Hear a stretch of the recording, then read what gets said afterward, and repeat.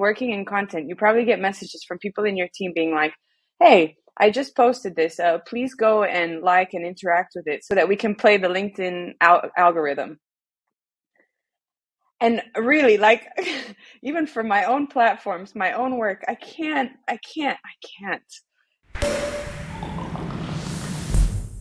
We go on a lot of social media nowadays, because I'll just use social media because when we say content, a lot of people think it's mostly that, which is not entirely true. But you go on social media and the posts look the same. I cannot see that thread icon on Twitter anymore. You will get that metric that they clicked. You will think, people are engaged. For me, I think, I'm wondering if that's only in the moment. How many people go, reference that thread that they read? How many people use that the next day? I wish more people would think, beyond the immediate moment and the immediate metric. Not just that, but realize that I think content is more about, utility. Make it useful.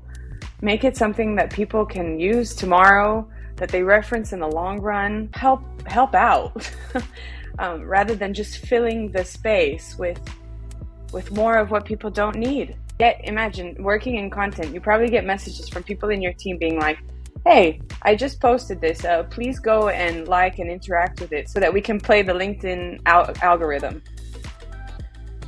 And really, like, even for my own platforms, my own work, I can't to go in and just do it in order to spin the algorithm.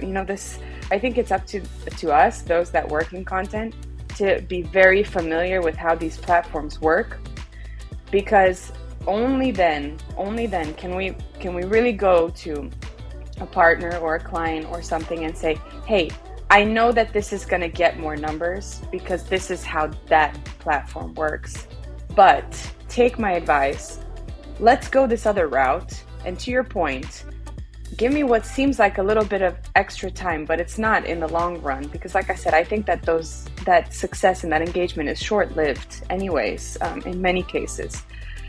Give me a bit of space to think a little bit more long-term. And these are the metrics that I'll follow, and they're not what you'd expect, but when it comes to the business, it makes all the difference. And this is why it's important that when you're the one building the content or the content ecosystem or anything related to that, I think it's very important to think of be useful to the other departments in the organization. Create like a little, network of support, because for sure you will need them. You will need that support when you're going to whoever it is that you're working with that maybe is a little bit more looking only at the numbers, or wants things to be done very quickly, wants the success to be, tomorrow. Things like that. But if you have a network of support that comes from, the sales team that has used the content that you've created in their account-based marketing because you built it that way. Why? Because you thought of the content ecosystem, fully from the very beginning. You were very strategic. You were given that space and that time at the beginning of the project to think it through.